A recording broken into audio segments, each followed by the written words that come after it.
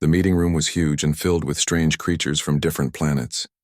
Captain Daniel Hayes stood straight in his blue uniform. Next to him was Maya Foster, his communications officer. They were both nervous but tried not to show it. The Galactic Council had called them here to talk about what happened near Sirius. The room looked like a half circle with seats rising up like stairs. Each seat had an alien from a different world. Some had scales, some had fur, and some looked like they were made of rocks. Daniel had met many aliens before, but seeing them all together still made him feel small. A tall alien stood up from his seat. His name was Ambassador Krell. He was from a planet called Valtoria. His body looked like it was covered in hard shell, like a giant insect. He had 4 arms and eyes that looked like they had many tiny pieces. When he looked at Daniel, his eyes seemed cold and unfriendly. Krell began to speak. His voice came through a machine that changed his words into English. The voice had no feelings in it. It was flat and empty, like a computer talking. Captain Hayes, your people have a big problem. You are too emotional. This makes you weak. We have seen this many times, but what happened at Sirius shows it clearly. Daniel felt his jaw tighten. He wanted to say something back, but he knew he had to stay quiet and listen. Maya stood very still beside him, but he could tell she was angry too. Krell continued talking. At Sirius, there was a space station. Pirates from the Chromath planet were there. They were stealing special crystals. Your job was to stop them, but you did not do your job. You let them escape. Do you know why? Because there were regular people on that station. You worried about them, so the pirates got away with the crystals. Some of the other aliens in the room started nodding. They seemed to agree with Krell. Daniel felt his heart beating faster. He knew what was coming next would not be good. Daniel finally spoke. Ambassador, we saved 47 people that day. Yes, the pirates escaped. But those people are alive. Crystals can be found again. People cannot come back from death. Krell made a gesture with his 4 arms. He seemed pleased, like Daniel had just proved his point. That is exactly the problem, Captain. You care too much about individual lives. You cannot see the bigger picture. Those crystals were worth millions. The pirates will use them to hurt more people. But you only saw 47 faces in front of you. The ambassador walked closer to where Daniel and Maya stood. His shell made clicking sounds as he moved. My people, the Valtorians, do not have this problem. We use only logic. We think about what is best for everyone, not just the people we can see. We calculate the right choice without feelings getting in the way. This is why we have won every war for 700 years. We are not weak like you. Maya made a small sound. Daniel glanced at her and saw her hand was in a fist. He gave her a tiny shake of his head. Getting angry now would not help. Is there anything else, Ambassador? Daniel asked. His voice was calm, but inside he was upset. Yes, there is more. Krell turned to face all the council members. We have looked at the request from Earth. Humans want to become advanced members of this council. We have decided to say no. Humans are not ready. They are too emotional. They cannot be trusted to make good decisions in important situations. The words hit Daniel like a punch. For 15 years, humans had worked hard to prove they belonged in the council. They had helped other planets. They had followed all the rules. They had shown they could be trusted. And now it was all being thrown away because they cared about people. Krell was not done. There is one more thing. The Valtorian Collective asks that humans only be allowed to defend themselves. You should not be part of any attack missions. Your emotions make you dangerous to work with.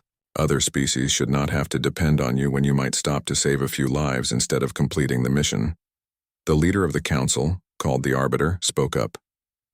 This meeting is over. You may go, Captain Hayes. Daniel and Maya turned and walked out of the room. The doors closed behind them with a soft sound. They walked down a long hallway made of some kind of crystal. Other aliens passed them, but nobody looked at them. Daniel wondered if they were ashamed or if they agreed with what Krell had said. Maya finally exploded. Sir, that was complete garbage. They are punishing us for doing the right thing. We saved those people because it was right. When did having a heart become a bad thing? Daniel stopped walking and looked at her. It became a bad thing when it stopped being useful to people who forgot how to care about anything except winning. They kept walking through the station. It was beautiful, with walls that seemed to glow with soft light. Outside the windows, stars filled the darkness of space. This station was where the council met, floating between solar systems belonging to no one planet. Daniel thought about all the people back on Earth who had hoped for this. Scientists, soldiers, teachers, children. Everyone had dreamed that Earth would finally be accepted as an equal by the other planets. Now he had to go back and tell them it was not going to happen. "What do we do now, sir?" Maya asked quietly. "We do what we always do. We keep being human. We keep caring. We keep saving people when they need saving. Maybe someday they will understand that being emotional is not the same as being weak." But Daniel did not really believe his own words right then. He felt tired and disappointed. 15 years of hard work, gone in one meeting. They reached their ship, a medium-sized vessel called the Defiant. It was docked at the station, connected by a long tube. The ship was not fancy, but it was home. Daniel and Maya walked through the tube and into the ship. The crew looked at them with hopeful faces, but Daniel just shook his head. They would understand what that meant. That night, Daniel sat in his quarters looking at pictures of Earth.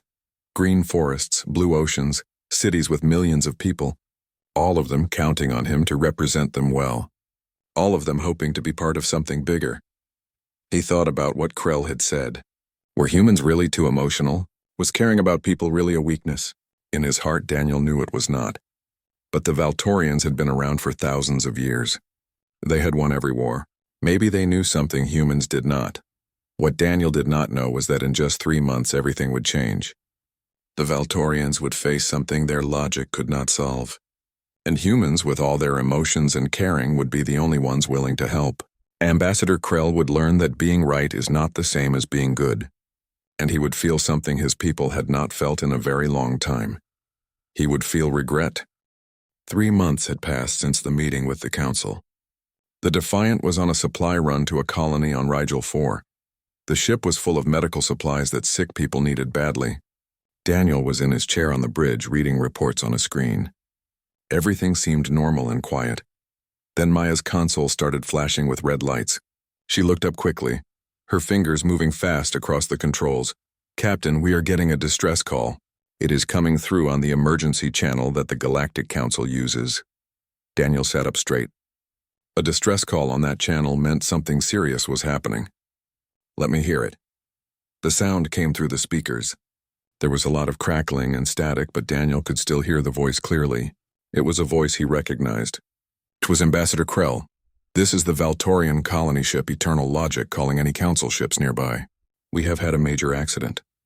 We flew through an asteroid field and our ship was badly damaged. Our life support systems are failing. We have 2,347 people on this ship. 600 of them are children. We need help immediately. Please send rescue ships," the message played again. Then again. It kept repeating over and over. Daniel felt his stomach tighten. He turned to his navigator, a young man named Jake Morris. "Jake, how far away are they?" Jake checked his screens. 18 hours if we go as fast as we can, sir. "But Captain, we have a problem. Our cargo bays are completely full of those medical supplies. To take on passengers, we would have to dump everything into space." Daniel stood up and walked toward the big viewing screen at the front of the bridge. "Are there any other ships closer than us?" Maya looked at her tactical display, which showed where all the nearby ships were.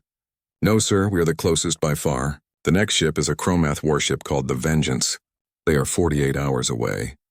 Nobody else is close enough to help in time." Jake spoke quietly. "Sir, there is something else. The Valtorians voted to restrict us.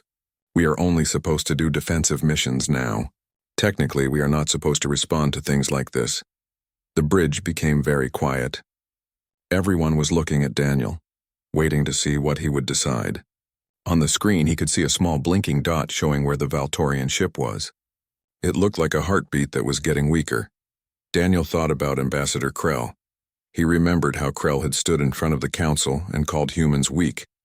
He remembered how Krell had said humans could not be trusted. He remembered the disappointment he had felt that day. But he also thought about those 600 children on that dying ship. They had not insulted him. They had done nothing wrong. They were just scared kids who needed help. "Maya, send them a message. Tell them we are coming." Jake turned in his chair. "Sir, what about the medical supplies? The people on Rigel 4 are depending on them. Thousands of people need those medicines, I know, Jake. But more than 2,000 people will die if we do not help them. Contact the Rigel colony. Tell them we will send more supplies from Earth. It will take longer, but they will get what they need. The Valtorians cannot wait. He raised his voice so everyone on the bridge could hear. Jake, set a course for the Eternal Logic, maximum speed. Engineering, I want all the cargo dumped into space. Empty those bays completely. We need room for passengers. I want everything ready in 6 hours. The bridge suddenly became busy. People started working at their stations, calling other parts of the ship, making plans. Everyone knew this was important. Maya walked over to Daniel. She spoke quietly so only he could hear. Sir, they said we were weak. They restricted our missions. They do not think we are good enough. We do not owe them anything. Daniel looked at her. You are right. We do not owe them anything. But those 600 children owe us their lives, and I plan to make sure they get to grow up. The next 18 hours were long. The crew worked hard to prepare the ship. The cargo bays were emptied. Boxes of medical supplies floated away into space. It hurt to watch millions of credits worth of supplies disappear. But Daniel knew it was necessary. The empty cargo bays were quickly changed. The crew set up temporary shelters. They brought in extra food and water. They prepared medical stations in case people were hurt. Everyone worked without stopping. Finally, the Defiant dropped out of faster-than-light speed near the Valtorian ship. Daniel looked at the viewing screen and felt his heart sink. The Eternal Logic looked terrible. It was tilting to one side. Air and debris were leaking out of many holes in the hull. Pieces of the ship floated around it like a cloud. Open a channel to their ship, Daniel ordered. The viewing screen changed to show the inside of the Eternal Logic. Ambassador Krell was standing in the middle of the bridge. He was not standing as straight as usual. His shell looked dusty and damaged. Around him, other Valtorians were moving quickly, trying to fix things. They all looked scared. Captain Hayes. Krell's voice sounded different than before. There was something in it that Daniel had never heard. Relief maybe, or hope. You got our message, we did. Get your people ready. We can take everyone. There was a pause. Krell seemed to be thinking about something. Captain, our scans showed that your cargo bays were full. You were carrying supplies to Rigel 4. That was your mission. We dumped the cargo. Your people need the space more than we need to keep our schedule. The pause was longer this time. Krell seemed confused. That cargo was worth 12 million credits. The people on Rigel 4 need those supplies. Yes, they need them, but you need us more. We made our choice. Now get your people ready to leave. Your ship does not have much time left, maybe 3 hours before life support fails completely. Daniel watched as something changed in Krell's eyes. The ambassador made a movement with his body that looked almost like a bow. It was something Daniel had never seen a Valtorian do before. We will do as you say, Captain. We will prepare for evacuation. Krell paused again, then added something else. And Captain? Thank you. The screen went dark. Maya looked at Daniel with surprise on her face. Did he just say thank you? I have never heard a Valtorian say that before. Daniel sat back in his chair. Maybe they are learning that emotions are not so weak after all. Now let us get those people off that ship. The evacuation started immediately. Small ships called shuttles began flying back and forth between the two vessels. Each shuttle was packed with Valtorian people. Daniel watched from the bridge as the operation continued. On his screen, he could see the Eternal Logic getting worse. Another explosion blew out part of the left side, sending more air into space. Maya looked worried as she checked her instruments. That was the main power system. They just lost their primary power. Now they are running on emergency batteries only. They have 2 hours left, maybe less. Daniel pressed the button for the ship-wide speaker system. All crew members, this is the captain. We need every shuttle flying. No breaks, no stopping. We have 2,000 people to move in less than 2 hours. I know you are all tired, but those people are counting on us. Do your best. Hayes out. Down in the cargo bay, a woman named Sarah Phillips was organizing the refugees as they arrived. Sarah was a senior officer who was very good at managing complicated situations. The Valtorians came in groups, walking in straight lines. But Sarah could see they were not as calm as they pretended to be. Parents held their children close. Old people moved slowly, confused and scared. The human medical team moved through the crowds, helping people who were hurt or in shock. Some Valtorians had cuts from flying debris. Others were having trouble breathing because of the air pressure changes. Ambassador Krell arrived with the third group of refugees. He stood at the entrance to the cargo bay and looked around. The humans had turned the entire space into an emergency shelter. Temporary walls created small rooms. Medical stations were set up in every corner. Human crew members walked among the Valtorians, giving them water, food, and blankets. Sarah walked up to him. "Ambassador, we have prepared a private room for you. You do not have to stay in the cargo bay." "No," Krell said firmly. "I will stay with my people." He walked into the bay. Sarah watched him go to a group of young Valtorians huddled in a corner. They were shaking. It took Sarah a moment to realize these were children and they were very afraid. Krell got down on his knees next to them. He spoke in his own language. Sarah had a small device on her collar that translated what he was saying. "Do not be scared. The humans came to save us. We are safe now. Everything will be okay." Sarah felt something warm in her chest. This was the same alien who had called humans weak. But now he was comforting children and trusting humans to save his people. Back on the bridge, Jake suddenly called out in an urgent voice. "Captain, we have a serious problem. The reactor on the Eternal Logic is becoming unstable. If it explodes, the blast will be big enough to destroy us too." Daniel felt ice in his stomach. "How many people are still on their ship?" Maya checked her screen. 347 people, sir. At our current speed, we need 45 more minutes to get them all. But the reactor will explode in 20 minutes. Nobody on the bridge said anything. Everyone turned to look at Daniel. The choice was clear and simple. They could leave now and save almost 2,000 people, or they could stay and risk everyone dying, including the people already on the Defiant. 347 people against 2,000. The math was easy. Any logical person would leave. It was exactly the kind of decision the Valtorians would make without hesitation. But Daniel was not Valtorian. "Launch every shuttle we have. All of them at the same time. If we do not have enough shuttles, take the emergency escape pods from our own ship. I do not care if it is dangerous. Get our transporter teams working at maximum power. Break the safety rules if you have to. I want every single person off that ship." Jake looked worried. "Sir, if we do that, we put our own crew at risk. If something goes wrong, the risk is acceptable." Daniel's voice was hard. "This is what we do. We do not calculate how many people we can afford to lose. We save everyone we can and then we figure out how to save more. Do it now." The next 18 minutes felt like 18 years. Daniel watched two different countdowns on his screens. One showed the reactor getting closer to exploding. The other showed how many people were still on the Eternal Logic. 327 people left. 12 minutes until explosion, 291 people. 9 minutes, 208 people. 6 minutes, 143 people. 4 minutes, 67 people. 2 minutes. Maya's fingers moved quickly on her controls. Transporter room 4 just broke down. "It is not working anymore." Daniel's heart was pounding. 23 people left. 1 minute until explosion. All shuttles, emergency extraction. Grab everyone you can and get back here immediately. 7 people. 30 seconds, 3 people. 15 seconds, the last shuttle is clear. Jake's voice was shaking. 0 people remaining on the Eternal Logic. Everyone, hold on. Jake, get us away from that ship. Full power. The Defiant's engines roared. The ship pushed forward, moving away from the dying Valtorian vessel as fast as it could. 5 seconds later, the Eternal Logic exploded.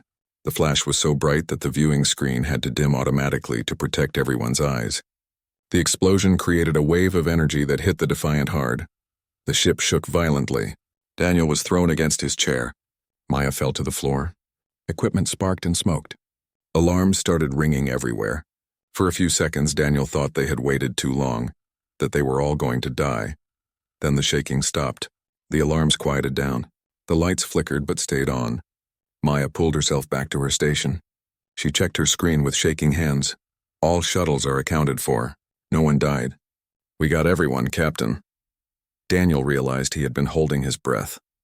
He let it out slowly. "Someone tell Ambassador Krell that all his people are safe." Jake looked at the empty space where the Eternal Logic had been. "That was too close, sir."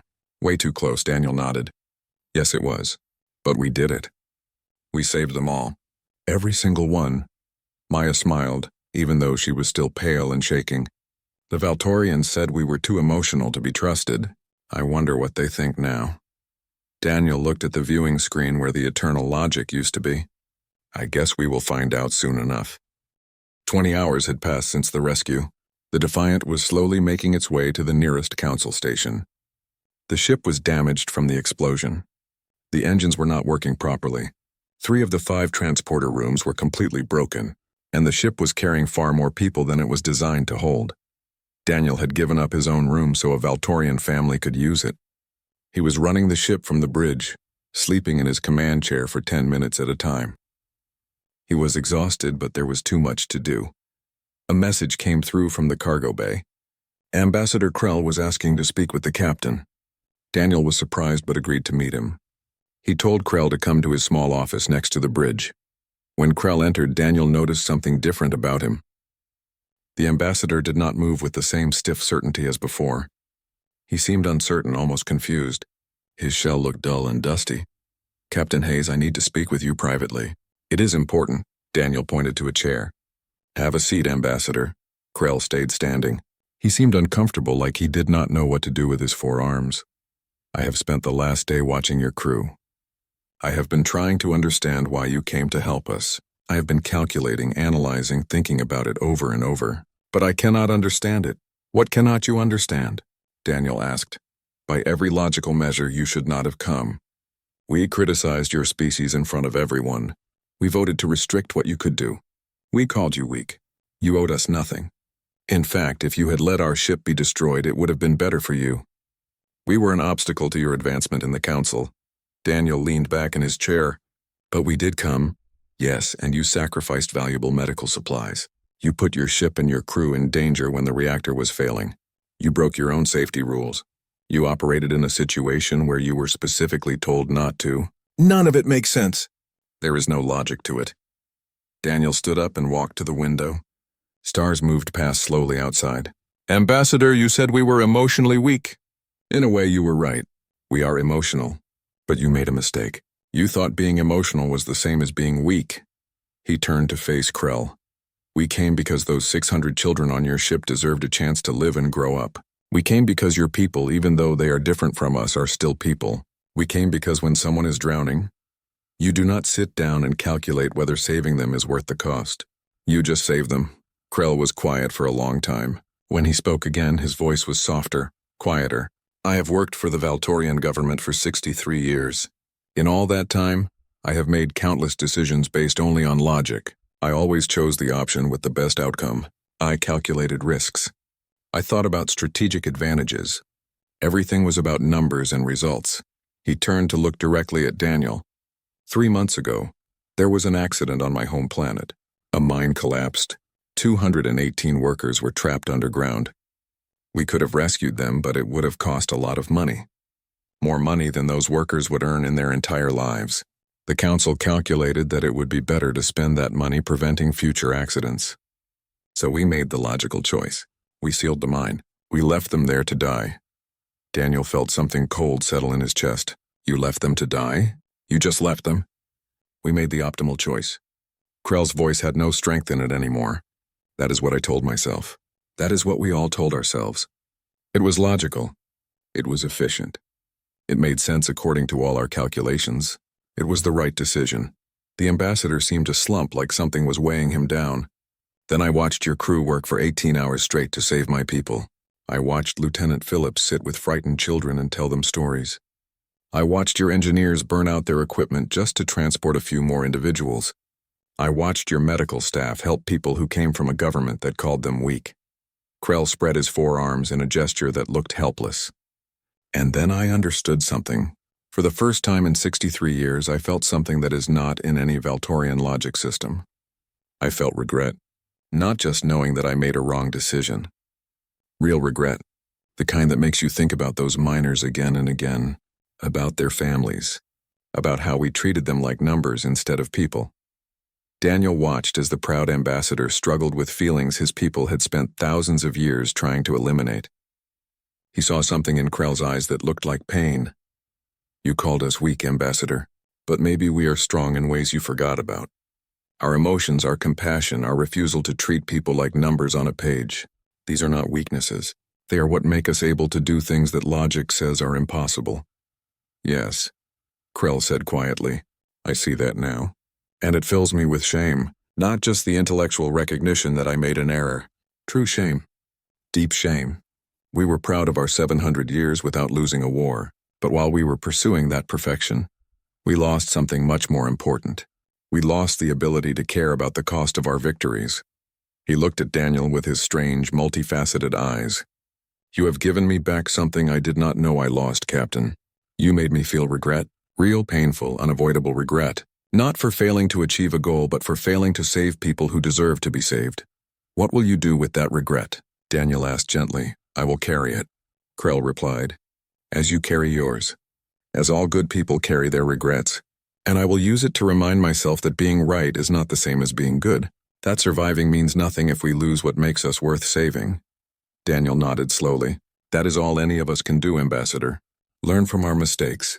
Try to do better next time. Care about the people we are supposed to protect? Krell made a gesture with his arms that Daniel was beginning to recognize. It was the Valtorian equivalent of a respectful bow. Thank you, Captain, for saving my people, and for teaching me something my own people forgot. What did we teach you? That emotions are not the enemy of good decisions. They are the foundation of them. Without the ability to feel, we cannot truly care, and without caring, all our logic becomes hollow and meaningless. After Krell left, Daniel sat alone in his office for a long time. He thought about those miners trapped underground. He thought about how the Valtorians had calculated their worth and found it lacking. He thought about what might have happened if humans had been there. Humans would have tried to save them, even if it cost too much, even if it made no logical sense. Because that was what humans did. They cared. They tried. They refused to give up on people just because saving them was hard. Maybe that was not a weakness after all. Maybe it was the most important strength a species could have. 3 weeks later, Daniel stood in the council chamber again. This time felt different. Ambassador Krell stood beside him, not across from him. High above them in the gallery, 2,347 Valtorian refugees watched. They had all come to see what would happen. The council members looked confused. The meeting was supposed to be about trade agreements, but Krell had used ancient rules to demand an emergency session. Nobody knew why. The arbiter, the leader of the council, called for order. Ambassador Krell, you requested this emergency meeting. Please tell us why. Krell stepped forward. His voice was strong, but it did not have the cold pride it had before. Honored members of the council, I stand here today to take back everything the Valtorian collective has said about humanity. We were wrong about their emotions. We were wrong about their fitness to be advanced members of this council. Voices rose throughout the chamber. Council members turned to each other, whispering and gesturing. The arbiter raised his hand for quiet. Ambassador, this is very unusual. You are asking us to reverse a formal decision. What is unusual, arbiter, is that we let our pride blind us to the truth. Krell pointed to the gallery above. Every person you see up there should be dead. The eternal logic was destroyed. No council ship was close enough to help. According to every logical calculation, they could not be saved. He turned to Daniel. But Captain Hayes and his crew did not use logical calculations. They made a moral choice. They gave up their mission and their cargo. They risked their own lives to save people who had publicly insulted them. They did this not because it made strategic sense, but because it was the right thing to do. Krell's voice grew stronger and clearer. I called humanity emotionally weak. I was completely wrong. Their emotions are not a weakness. They are a strength that we Valtorians have forgotten. We have not lost a war in 700 years. But how many of our own people have we lost because saving them was not cost-effective? How many good and moral decisions have we ignored because they did not fit our calculations? The chamber became completely silent. Every alien in the room was listening carefully now. Daniel watched as they heard words that perhaps had never been spoken in this chamber before. 3 months ago, Krell continued, there was a mining accident on my homeworld. 218 of our citizens were trapped. We calculated that rescuing them would cost too much money. So we sealed the mine and left them to die. Today I stand here alive because humans rejected that kind of thinking. They chose compassion over calculations. They chose morality over mathematics. They chose life over logic. He turned to face the full council, all 4 of his arms spread wide. The Valtorian Collective formally requests that humanity be given full advanced membership status immediately. Furthermore, we propose creating a new organization called the Humanitarian Response Corps. It will be a council-wide emergency service based on human rescue methods. In this organization, saving lives will be more important than calculating costs. The arbiter looked shocked. Ambassador Krell, The Valtorian Collective has always opposed expanded emergency operations. You have always said such operations are inefficient and wasteful. Yes, Krell replied simply. We were wrong. Humanity has taught us that some things are more important than efficiency. They taught us this by saving our children when logic said they should not bother. A Chromath representative stood up. His scales glittered in the light.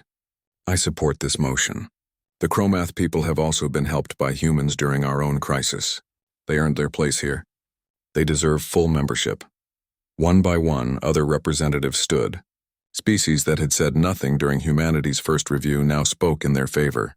Even races that had been hostile before added their support. It was like watching a wave spread through the chamber. The arbiter called for a vote. Lights appeared on the big display board as each species cast their decision. When all the votes were counted, the result was almost unanimous. Humanity had been granted advanced membership status. The gallery erupted in sound. The Valtorian refugees were cheering. It was strange to hear because Valtorians usually did not show such emotion, but these Valtorians had learned something new. They had learned that emotions could be a good thing. As the meeting ended, Krell turned to Daniel. Captain, I know this does not erase the insult we gave to your people, but I hope it is a start towards something better. Daniel held out his hand. After a moment, Krell grasped it with one of his forearms. The handshake was awkward but genuine. Ambassador, 3 months ago you called us weak. Today you gave us the greatest compliment possible. You admitted you were wrong. That takes more courage than winning any battle. No, Captain, it takes what you showed me. It takes emotion. It takes being willing to feel regret, to admit mistakes, to choose compassion over cold calculation. Krell's eyes seemed to shine. You did not make us feel regret as a punishment. You made us feel it as a gift. You reminded us what it means to be more than machines following programs. You reminded us what it means to care. Maya walked up to them. She had a datapad in her hand. Captain, we just got a message from Rigel 4. The replacement medical supplies arrived. They say thank you, and they understand why we had to delay the delivery. Daniel smiled. Send them our regards. Tell them that sometimes the right choice is the one that makes no logical sense at all. As they walked out of the council chamber, Daniel looked back at the assembly. Hundreds of different species, thousands of years of combined history and civilization, and yet it had taken one simple act of human compassion to remind them all of something basic and fundamental. Being emotional was not the same as being weak. Sometimes the strongest thing anyone could do was simply to feel compassion for those who hurt you, to feel determination to save those you had no obligation to save, to feel the weight of responsibility not as something to be calculated away, but as something to be embraced and honored. The aliens had claimed that humans were emotionally weak. They were wrong. Humanity's emotions were not a flaw to be corrected. They were a strength to be celebrated and shared. And sometimes the most powerful force in the entire galaxy was not a weapon or a strategy. Sometimes it was simply the willingness to care. In caring, humanity had not only saved 2,000 lives. They had saved something much bigger. They had reminded the entire galaxy what it meant to be truly civilized, not through superior technology or military might, but through compassion, courage, and the simple refusal to let logic override morality. Daniel smiled as they left the station. Earth would be proud, not because they had won membership in the council, but because they had done it by staying true to what made them human, and that was worth more than all the logic in the universe. 6 months after the council vote, the first humanitarian response corps station was completed. It orbited between 3 major star systems, positioned perfectly to respond to emergencies anywhere in the sector. Daniel stood in the command center, looking at screens that showed ships from a dozen different species.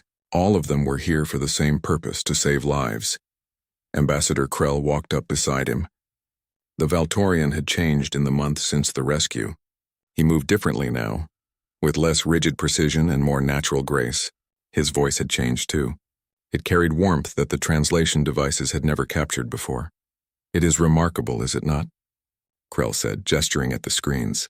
6 months ago, this would have been impossible. The Valtorians would have called it wasteful. Other species would have agreed. Now look at us, Daniel nodded. What changed your mind? I mean, really changed it? Was it just the rescue? Krell was quiet for a moment. No, It was what I saw after the rescue. I watched your crew interact with my people. I saw a human doctor spend 3 hours with an elderly Valtorian who was frightened and confused. The doctor had other patients waiting, but she stayed with him until he felt safe. There was no logical reason for her to do that. His injuries were minor.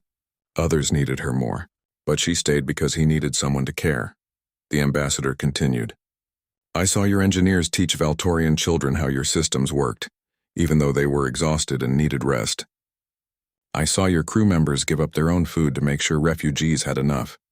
None of these actions made logical sense, but all of them made perfect sense in a way I had forgotten. A signal came through on the communications panel. Maya, who was now the station's communications director, answered it quickly. Her face became serious as she listened. Captain, we have an emergency call. A passenger ship has lost power near the Orion Nebula. They have 400 people aboard. The ship is drifting toward a radiation field. They have maybe 8 hours before the radiation becomes lethal. What species? Daniel asked as he moved toward the command console. Mixed. Humans, Valtorians, Chromath, and several others. It is a civilian transport. Daniel checked the display. We have 3 ships in range. The Defiant, the Valtorian ship Eternal Hope, and a Chromath rescue vessel. Contact all 3. Tell them to respond immediately. Coordinate the rescue so we can get everyone out fast. Krell stepped forward. Captain, I request permission to join the rescue mission aboard the Eternal Hope. Daniel looked at him with surprise. Ambassador, you do not need to do that. You have other responsibilities. Yes, I do need to. Krell's voice was firm. For too long I made decisions from a distance. I calculated lives like they were numbers in a report. I need to see the faces of the people we save. I need to remember why this matters. Daniel smiled. Permission granted, Ambassador.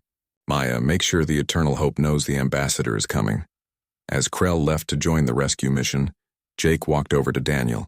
You know, sir, something amazing has happened. We have had 17 emergency responses in the last 6 months. Not one species has questioned whether the rescues were cost-effective.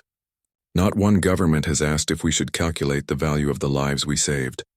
That is because they learned what we knew all along.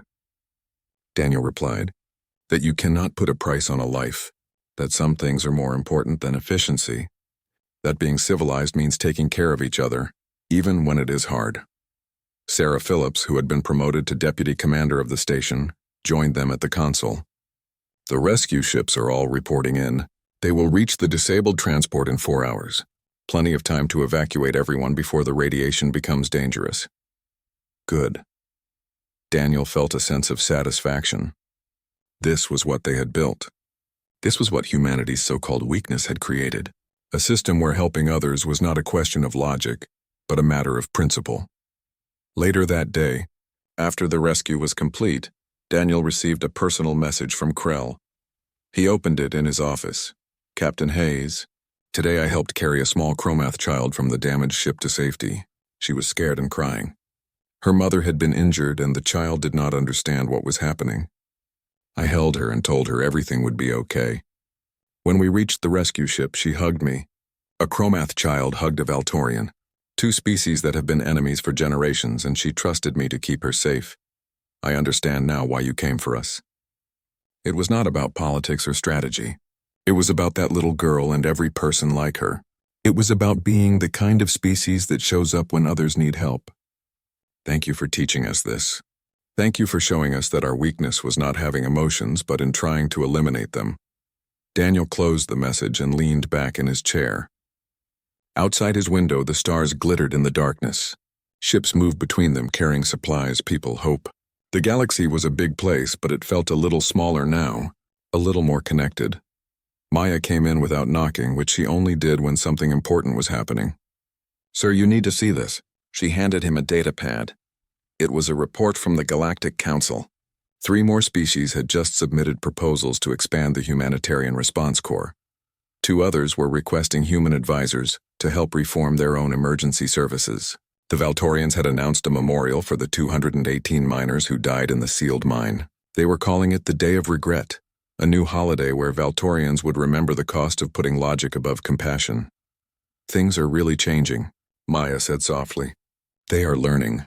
Yes, they are. And it started because we refused to let them define what strength means.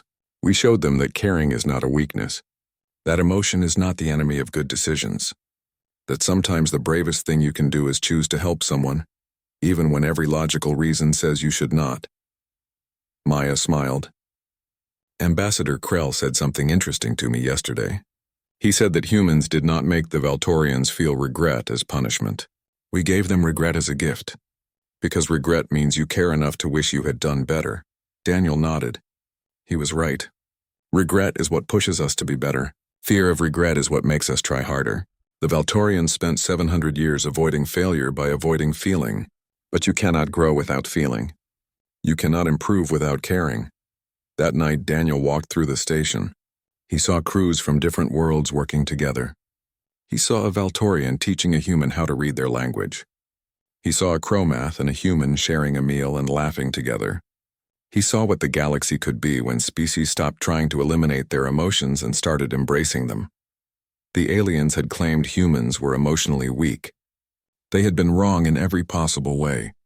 Humanity's emotions were their greatest strength, the ability to feel compassion for strangers, the capacity to care about people who offered nothing in return, the willingness to sacrifice for others simply because it was right.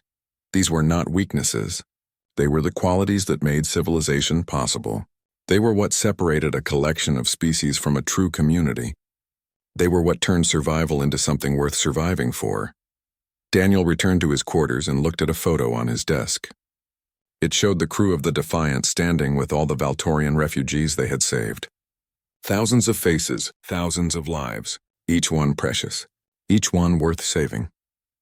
In trying to teach humanity about weakness, the Valtorians had learned about strength. In trying to show humans the value of logic, they had discovered the importance of emotion. And in the end, both species had become better. The galaxy would never be the same, and that was exactly how it should be.